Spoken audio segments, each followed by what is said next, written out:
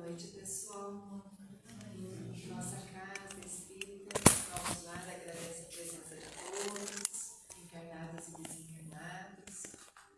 Hoje nosso palestrante é o Leonardo, ele é da Seara Espírita, Caminho, Verdade e Vida. O tema escolhido, eu achei tão lindo, retalhos de amor no cotidiano, achei muito lindo o tema. Ele vai nos presentear então com essa palestra e nós já vamos pedir para o Leonardo também fazer a prece inicial, a palestra, e já faz a prece de encerramento. Tá bom, Leonardo? Uma boa palestra para você e para nós.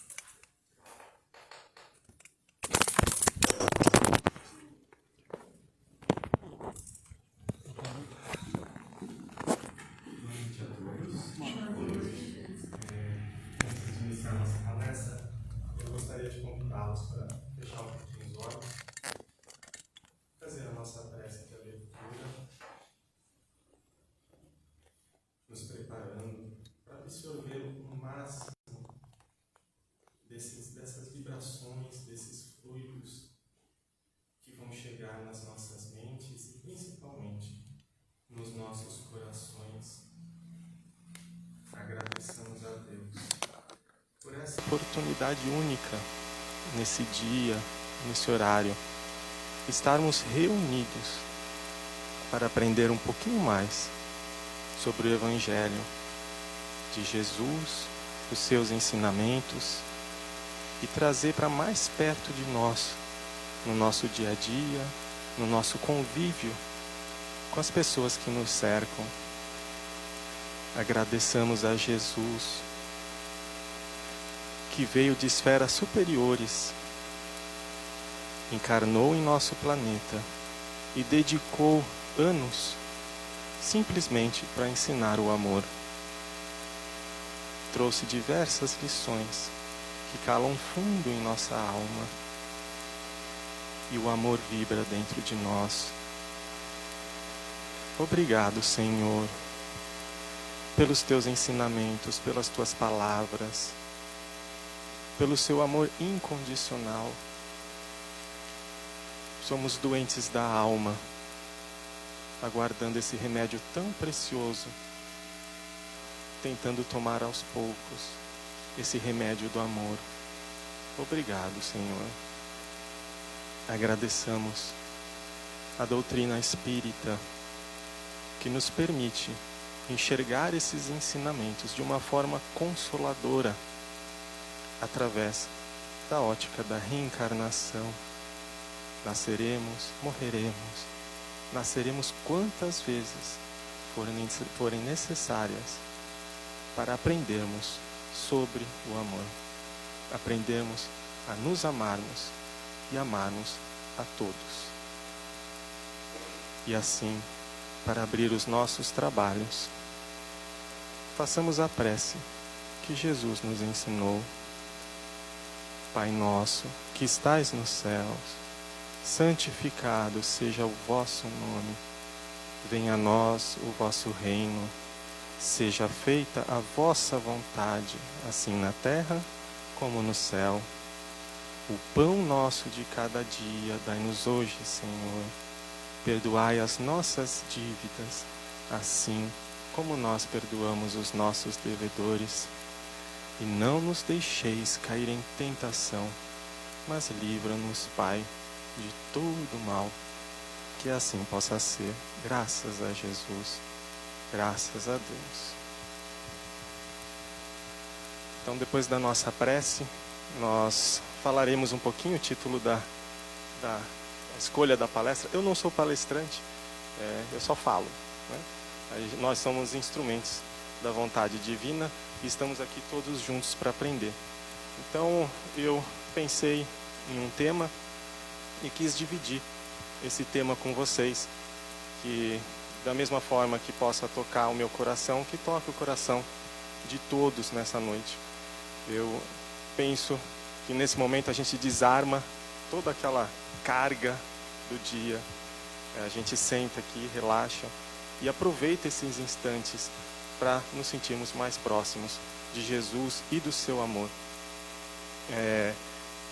Essa palestra, esse estudo ou essa conversa é baseada no Evangelho segundo o Espiritismo, o capítulo 11, o mandamento maior, é a seção o mandamento maior, em que um doutor da lei, um fariseu, se aproxima de Jesus e o questiona qual seria o maior mandamento da lei. E Jesus, nesse instante, responde de forma bem simples, de forma bem direta: amareis o vosso Senhor Deus de todo o vosso coração, de toda a vossa alma e de todo o vosso espírito.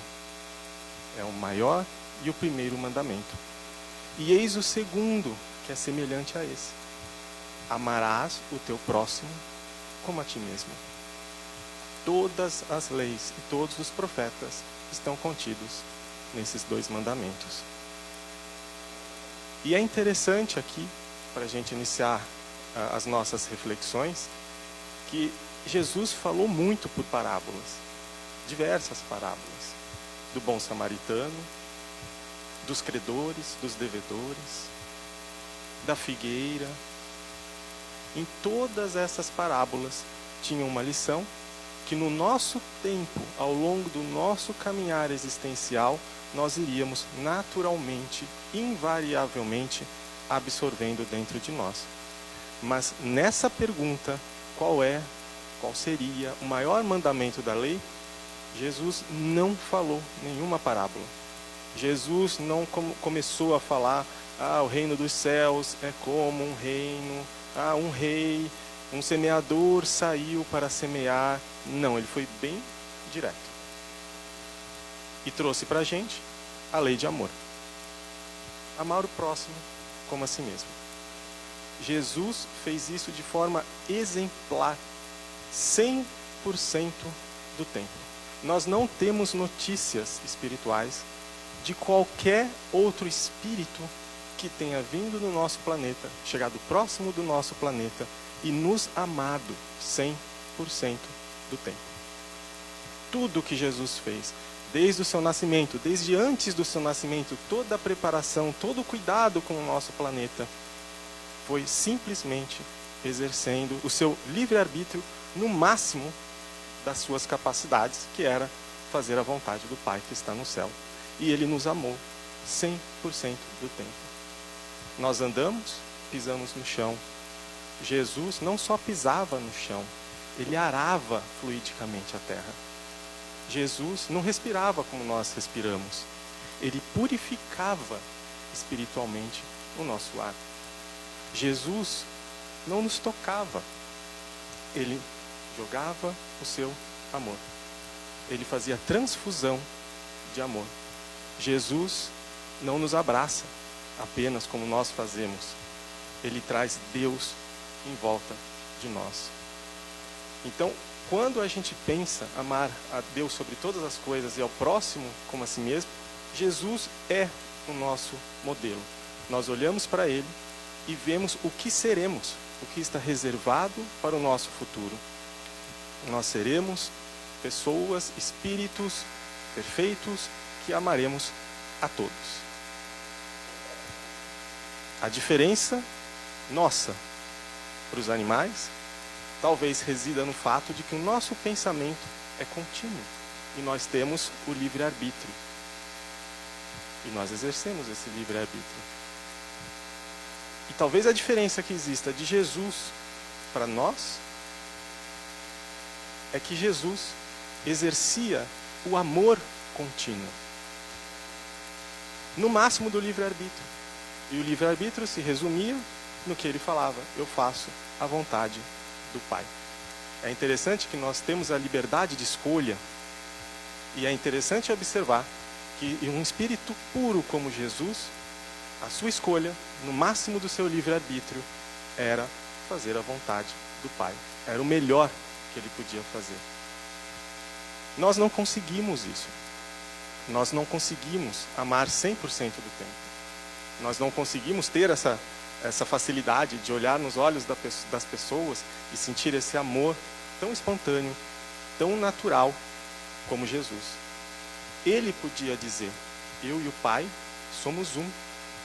Porque 100% do tempo ele executava a lei do amor. Ele podia dizer: eu faço a vontade do Pai. E isso era a expressão máxima de sua humildade. Ele fazia só o que o Pai pedia. E ele só pedia que nós nos amássemos. Parece simples, parece fácil. Nem sempre é, né?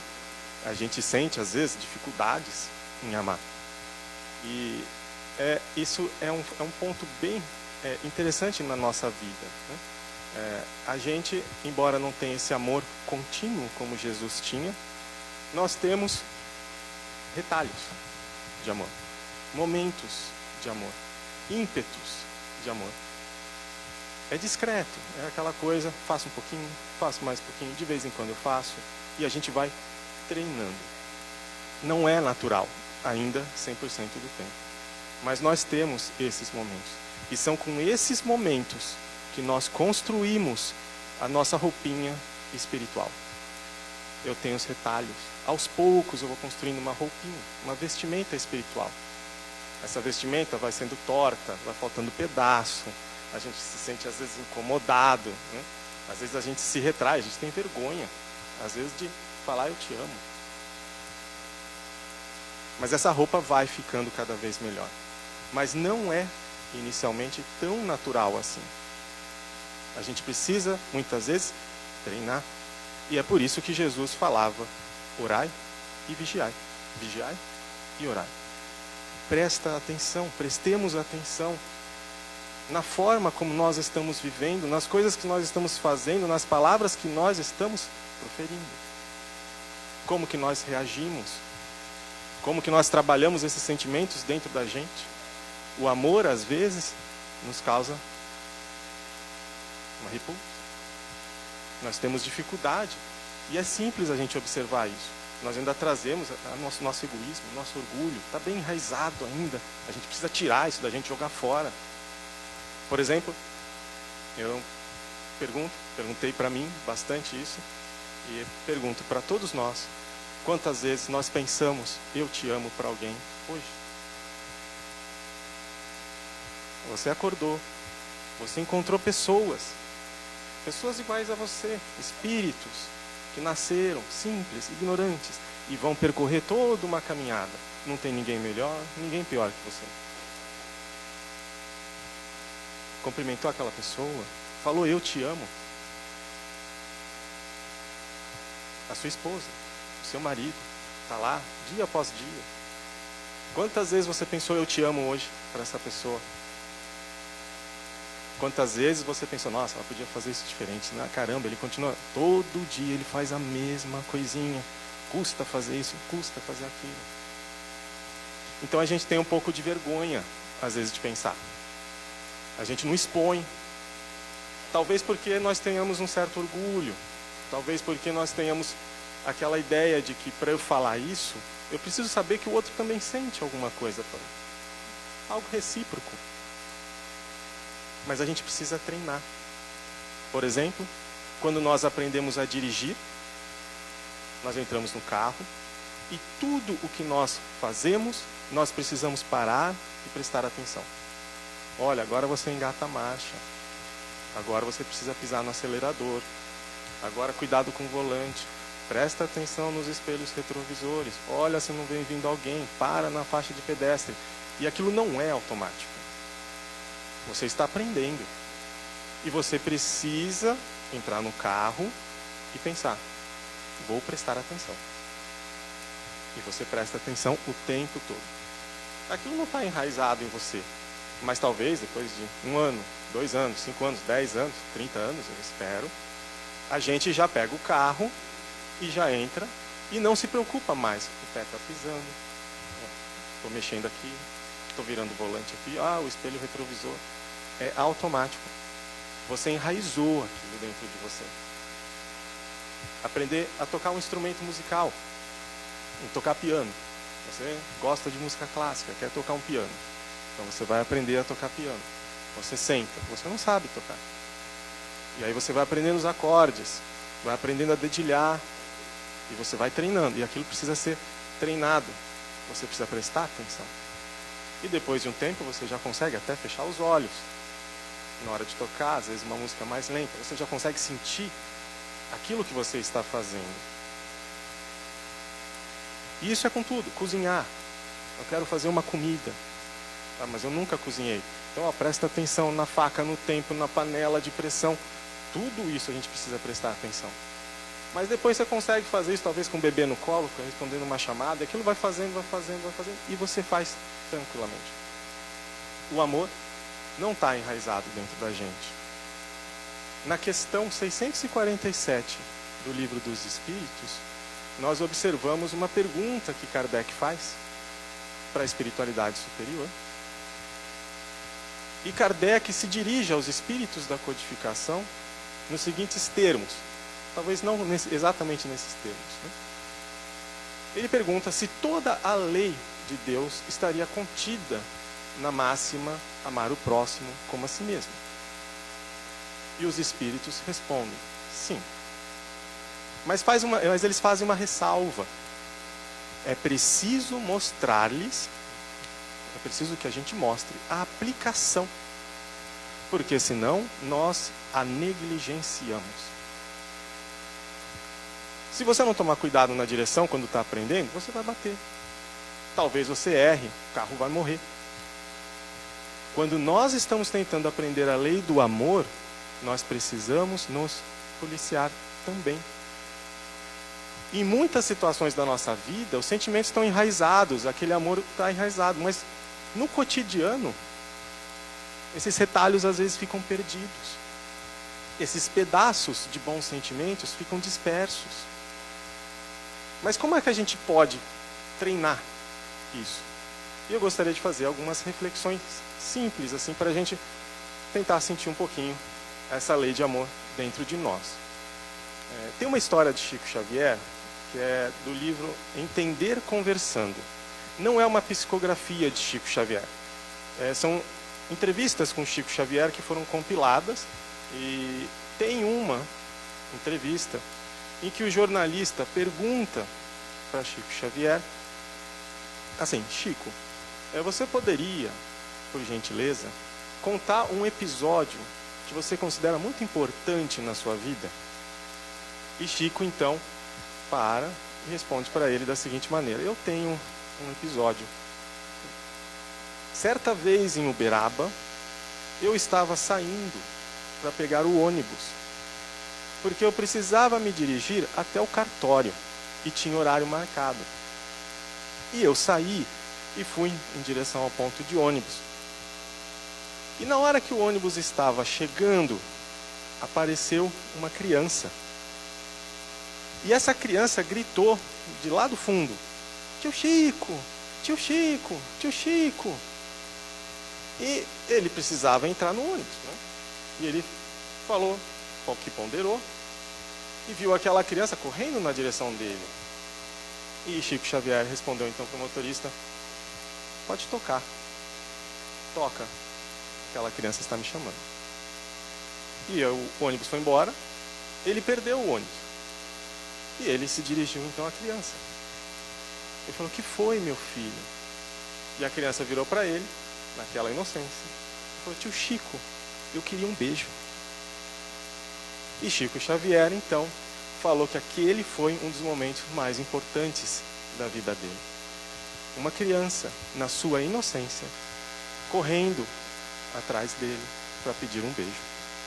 Então, quando a gente lê que a gente precisa mostrar a aplicação, nós podemos imaginar que talvez nós poderíamos tentar agir como essa criança ao longo dos nossos dias. Correr atrás de tudo o que a gente acha que é bom, que é bonito, que pode trazer paz para a gente. Todos os bons sentimentos. A criança correu atrás de Chico. E Jesus espera que a gente corra até Ele. E por isso que Jesus falou, deixai vir a mim os pequeninos. Dentro de nós tem uma criança inocente, humilde, louca para correr para Jesus. Nós queremos muito correr, mas muitas vezes nós nos impedimos. Porque deles, dessas crianças, é o reino de Deus. É essa criança que ele está buscando dentro da gente. Porque ele sabe que é essa criança que tem a lei de amor dentro de si. Então, deixemos extravasar essa criança dentro de nós. Corramos. Não tenhamos vergonha. O amor é bom. O amor é lindo. Vale a pena dizer eu te amo. Vale a pena falar que bom que você existe. Vale a pena fazer os pequenos mimos para algumas pessoas, para aquelas pessoas que cruzam a gente. Emmanuel dizia que o próximo é toda criatura que cruza o nosso caminho, que se avizinha dos nossos passos. Nós temos pais, nós temos filhos, nós temos parentes, nós temos amigos, nós temos desconhecidos que cruzam o nosso caminho. E todos eles merecem, da mesma forma que a gente merece, a lei de amor em seus corações. Seja a gente aplicando, seja ele aplicando. E como que a gente pode, em algumas situações, tentar trazer essa lei de amor mais próximo de nós? Eu vou colocar alguns casos hipotéticos para a gente refletir, e alguns casos, pelo menos um caso, se der tempo, um caso real, né? Então, primeiro, eu queria que vocês imaginassem políticos. Eu sei que às vezes é um assunto delicado, não vou entrar em política aqui. O que nós sentimos? Ligamos a TV, está quase em época de eleição, a gente liga a TV. Está lá passando político, falando alguma coisa. O que nós sentimos? Quais são os seus pensamentos? Podemos olhar para aquela pessoa, aquele político que está tentando se candidatar e pensar: força, meu irmão, dê o seu melhor. Não importa qual é o partido que quer.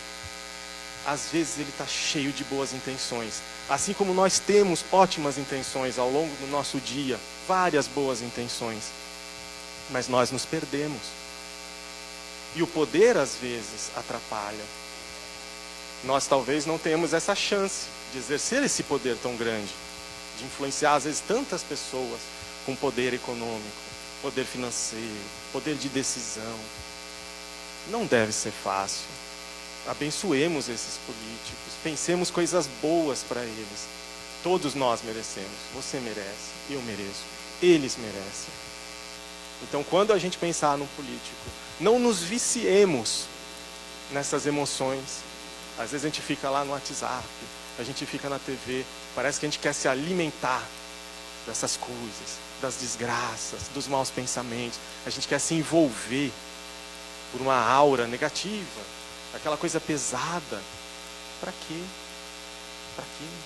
Cadê aquela criancinha dentro da gente? Está lá esperando, olhar para aquela pessoa desconhecida e falar: ele é meu amigo. Se desse, eu brincava com ele. Bandidos. A palavra bandidos é uma palavra forte, né? Segundo Emmanuel, somos todos criminosos, uma vez que descobertos, né? Por quê? Porque a lei é a lei de amor. E nós não exercemos toda hora. Nós estamos violando a lei várias vezes por dia. Várias vezes. E a gente pensa em bandido. O que a gente pensa? Aquele cara. Tem que matar. Nossa, ele por mim fazia isso, por mim fazia aquilo. Eu gostaria de trazer aqui uma história. E essa é uma história real, né? No final da década de 70, um casal de cerca de 45 anos resolveu adotar uma criança. E eles se dirigiram, hoje é Fundação Casa, mas naquela época era a FEBEM. E eles foram até a FEBEM e começaram a olhar aquelas crianças correndo para lá, para cá. Não tinham pai, não tinham mãe. E em algum momento, o homem do casal olhou para a esposa, olhou para aquela criança que estava correndo com um pedaço de pau, querendo bater em todo mundo que chegasse perto. O único que estava lá querendo agredir, e falou: é ele que eu quero. E a moça da FEBEM, a diretora, veio questionar se ele tinha certeza. E ele respondeu para aquela diretora que sim, ele tinha certeza. Porque talvez todos os outros tivessem chance, mas era provável que aquele lá não tivesse. E o processo foi feito e eles adotaram. Eles já tinham 2 filhos, um homem e uma mulher, ambos casados, já feitos na vida, mais de 20 anos, e pegaram uma criança de 3 anos, que corria com pau, que tentava bater. Se dirigiram àquela criança, perguntando seu nome. E aquela criança respondeu, Alexandre. Naquela, ainda com 3 anos, né, talvez não falasse Alexandre, mas falou Alexandre. Mas Alexandre do quê? E ele respondeu, de tal. Tal. Não sabia nem o sobrenome. Ele não tinha ideia qual era o sobrenome. E na FEBEM era o Alexandre de tal. Era assim que constava. E ele foi adotado. Só que a vida tem suas surpresas.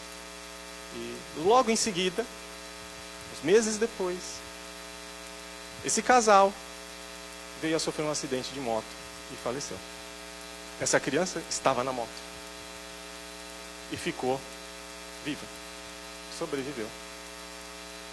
E ninguém da família queria adotar, queria pegar e queria continuar. E no final das contas, quem foi que ficou com aquela criança foi a filha, que tinha cerca de 23 para 24 anos, com 2 filhos pequenos, um de 3 meses, outro de 1 ano e 8 meses, 1 ano e 9. E resolveu puxar para si a responsabilidade daquela criança. E eu, que tinha 3 meses, passei a ter um irmão mais velho. Maravilha. Coisa boa da vida. Os anos foram passando e aquela criança de 3 anos, Alexandre, foi começando a mostrar algumas coisas que não eram tão boas. Atitudes que talvez para muitos que olhassem de fora começavam a pensar, essa criança aí não presta, não sei o que. Foi expulso de escola, teve diversos problemas, falava para minha mãe, você não manda em mim, você não é minha mãe. Quando eu fizer 18 anos eu vou embora, essa casa não tem clima. E isso foi. Passou anos e anos e anos falando que quando eu fizesse 18 anos eu ia embora.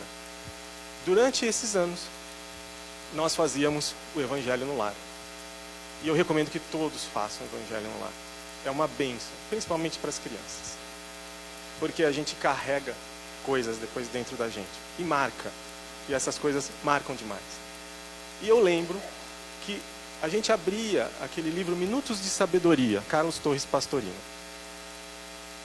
E na minha mente de criança, hoje, agora mais velho, parecia que tinha uma mensagem lá que recorrentemente abria. Não importava qual que é o livro. A gente mudava, às vezes, comprava um outro livro, Minutos de Sabedoria, porque achava que estava viciado. Então a gente tinha alguns lá, repetiu, repetiu e repetiu.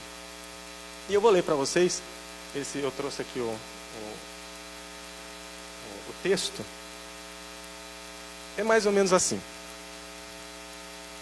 Você, que é mãe, que recebeu uma linda flor do céu, desculpe que eu posso chorar, tá? Para cultivar no jardim da terra, mantenha a sua mente ligada ao Pai Celeste, que Ele a sustentará sempre em suas provas e lutas. Olhe para seu filho com carinho.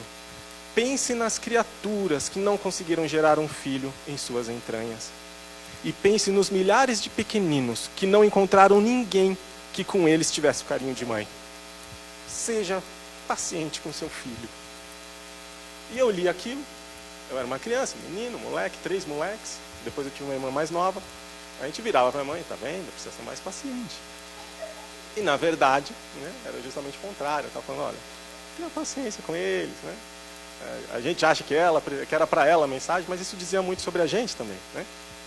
E, enfim, isso marcou bastante. Ele saiu de casa aos 18 anos, não teve jeito, saiu. E eu passei a não ter praticamente notícias mais dele, com exceção de algumas poucas, que, como diria numa música famosa, de um compositor famoso, Vinha lá, estampado, manchete, legenda, iniciais, venda nos olhos. E foi assim que eu fui perdendo meu irmão. A doutrina espírita é consoladora, a gente não perde, né? Mas ele passou a ser preso e, aos olhos do mundo, talvez, aquele bandido criminoso que muitas pessoas vão julgar e falar muitas coisas. Mas para mim era meu irmão. E depois de 3 anos na rua, ele faleceu. Durou 3 anos. E desde então, é claro, muitos anos se passaram. Isso foi lá para os idos de 1997, 1998. E depois de alguns anos eu comecei a ter notícias, mas por conta de reuniões mediúnicas. O que dizia, ele ainda tem muito que aprender, ele está ainda passando por alguns sofrimentos, ele está se questionando muito. E aí, conforme o tempo foi passando, essas notícias começavam a mudar, ele questiona. E aí chegou um momento que, uma certa vez, eu ouvi, nessa reunião mediúnica, o seguinte, que ele fazia uma introspecção e tentava puxar qualquer lembrança que ele tinha de alguém que tivesse amado. E em nenhuma vida que ele conseguia lembrar, ele tinha tido isso. E isso perturbava demais ele, porque nessa vida ele tinha tido o amor de mãe. E era a única coisa, a única referência de amor que ele tinha construído na cabeça dele. Em todos esses anos, em algum lugar, que a gente imagina que seja o umbral. Então imagina, a gente não ter referência de amor. Então quando fala, bandido é isso aqui. Não, bandido bom é bandido que recebe a lei de amor. Exemplos. Amor gratuito para carregar dentro de si. É isso que vai ficar. E depois de algum tempo, em 2018, um pouco antes da pandemia, nós estávamos numa caravana para Uberaba, no Lar de Lázaro, Lar Espírita de Lázaro, um lar bem simplesinho. Em 2018, isso, então, mais de 20 anos, né? Foi 1998 para 2008. Durante os trabalhos, começaram as leituras das psicografias. E, para nossa surpresa, nós recebemos uma que eu gostaria de compartilhar com vocês. E eu posso chorar de novo, tá? A psicografia começa da seguinte forma. Vocês lembram, né? Seja paciente com seu filho. Você recebeu uma linda flor do céu para cultivar no jardim da terra. E começa assim. Oi, mãe. Eu voltei. Essa casa, o Centro Espírita, consegue fazer isso por nós. Consegue nos unir. Conseguimos vencer aqui. Porque o amor de mãe arrebenta as portas do céu. Não é? Agora já estou aqui com ajuda. Estou quase pronto. Quase. Eu sou aquela flor do lado. Não por ser diferente. Não por você. Esse foi o lugar que eu me coloquei quando estive aí. Teu amor me alcança sempre.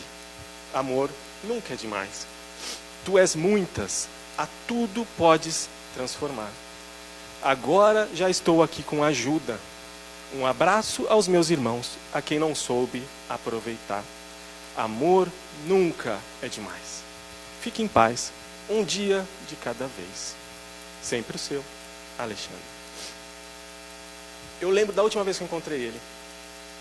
E quando fala amor nunca é demais, eu vejo pelo menos um momento da minha vida que, poxa, podia ter sido um pouquinho diferente.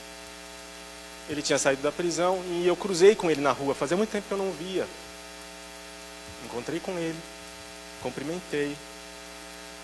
Eu sem jeito, não sabia direito o que falar. E ele foi embora, virou as costas. Eu tenho a lembrança de virar para trás, ver ele indo embora. Foi a última vez que eu vi. O problema não é isso. O problema é que hoje eu olho para trás e vejo que eu não o abracei. Isso me faz falta. Eu não o abracei. Eu podia ter abraçado. O que custava? Era meu irmão. Eu amava ele. Mas eu fiquei com vergonha. Então não tenhamos vergonha. Abracemos as pessoas. Mostremos o nosso amor. Mostremos o que a gente sente. Não tem problema. Vale a pena. É gostoso. É bom. É válido. Não nos preocupemos. No seu casamento, olhe para o seu marido, olhe para a sua esposa. Não sei há quantos anos estão casados, mas vocês talvez lembrem de como foi o início. Ah, aqueles olhares, aqueles toques de mão, aqueles beijos carinhosos, tantas promessas mentais, tantas promessas faladas. O que foi que foi mudando? O que foi que foi se perdendo? Olhe nos olhos dela, olhe nos olhos dele. Pegue as mãos. Quanto tempo a gente não pega a mão? Quanto tempo a gente não olha? Que a mão está envelhecendo, está enrugando. São as experiências da vida. Ah, mas a mão dela está com cheiro de alho, está com cheiro de cebola. Meu filho, isso é cheiro de amor. Ela está lá te alimentando. Quantos anos te alimentando? E você reclama da comida. A comida está com pouco sal? Que bom, vai ser bom para o seu rim. A comida está com muito sal? Tá bom, está compensando aquela comida sem sal. Não tem problema. Olhe para ela de novo. Quanto carinho, quanta dedicação. É muito tempo. Aproveite, você tem alguém do seu lado para te dar apoio.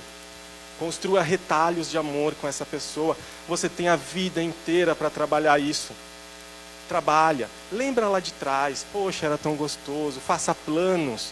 Abrace muito. Conversem, se exponham. Não tenha medo. Vale a pena. Você tem seus filhos. Como é bom ter filhos. Quem tem filhos sabe como é bom. A gente trabalha, eu tenho inveja das mulheres, carregam aquele bebê por 9 meses, eu vejo minha esposa, ela está grávida, é o 3º filho, eu vejo aquele pezinho lá mexendo. Poxa, que sensação que deve ser isso. Nós homens não temos, nós não passamos por isso, nós não sabemos o que está acontecendo, e elas sentem tudo isso, isso é muito bom. Olhe para os seus filhos, são espíritos que Deus colocou para você, que maravilha, como se Deus estivesse falando, cuida desse seu irmão para mim. Ame-o, mostre para ele a lei de amor, mostre para ele como é bom estar vivo, como é bom aprender, como é bom crescer. Lembra de Jesus, mostra para ele o quanto que Jesus nos amou, porque é a referência que nós temos. Se você é filho, lembre de seus pais, não importa quem sejam seus pais. A minha mãe, ela fazia isso, fazia aquilo. Ela é sua mãe, ela te pôs no mundo. Tenha certeza que alguns momentos importantes da vida dela foram aqueles em que você correu para os braços dela. Assim como Chico. Corra para os braços dela, mesmo depois de velho. Vai lá, lembre-se dela, não importa quem seja, mostre o seu amor. Esquece qualquer coisa, qualquer atrito. Não tem por que a gente ficar carregando isso. Faz mal para a gente, é pesado. Atrapalha a nossa vida. Nós estamos aqui num momento único. Todo momento é único. Não perca esse momento único. Aproveita enquanto você está com a sua mãe. Enquanto você está com o seu pai. Ele trabalha, sua mãe trabalha. Às vezes não tem tempo para ficar com você. Às vezes não tem tempo para te ver. Meu pai está velho. Poxa, dê os mimos da idade. Vai lá. Vá na casa dele, faça uma comida para ele, faça uma comida para ela, converse, pergunta, deixa falar bastante. Não tem problema quem foi seu pai, sua mãe. Já foi. O que foi, já foi. Construa um novo momento, sentimentos de carinho. Mas eu não consigo, meu pai já foi, minha mãe já foi. Que bênção que a doutrina espírita você vai reencontrar. Você vai conversar de novo. Qualquer atrito que teve, qualquer coisa que ficou, vocês vão poder conversar. E qual é a vestimenta que você vai estar vestindo? Quais são os retalhos que você vai ter juntado? Fora de casa, dentro de casa. Eu saio para a rua, entro no elevador. Como que eu trato as pessoas? Olhe para elas com carinho. Tem um teste bom de se fazer. É um treino bem interessante. Olhe para as pessoas de forma gratuita. Veja o que você sente quando você pensa para aquela pessoa, eu te amo. Talvez vai soar artificial no início. Pega qualquer pessoa e direciona esse pensamento, eu te amo. Veja o que acontece de novo. Não está bom ainda? Eu te amo. Pense eu te amo para as pessoas. Você vai trabalhando, você vai automatizando o seu amor. E isso é bom. Olhe-se no espelho. Você é lindo. Você é uma criança cheia de amor no seu coração. Uma flor que que precisa ser regada com esse amor. Você tem luz, muita luz para dar ao mundo. Dê essa luz. Faça essa luz brilhar. Não esconda, porque isso é bom para você. Isso traz alegria para os outros. E essa alegria, ela contagia. Amor nunca é demais. E eu termino aqui com uma pequena poesia, se vocês me permitem, falando justamente sobre amor. Amor é sublimação divina que emana do coração. É fonte cristalina na sede de cada irmão. Ornamentamos a vida com as flores do amor, buscando fé e guarida no Cristo Consolador. Entrelaçamos as mãos na corrente do amor. Somos todos irmãos, filhos de nosso Senhor. O amor é paciente, é prestativo, é justo, é operante, perdoa sempre as ofensas. O amor é semente da alegria, é flor da beneficência, é o perfume da caridade. Encha-nos de amor, Pai amantíssimo. Muito obrigado.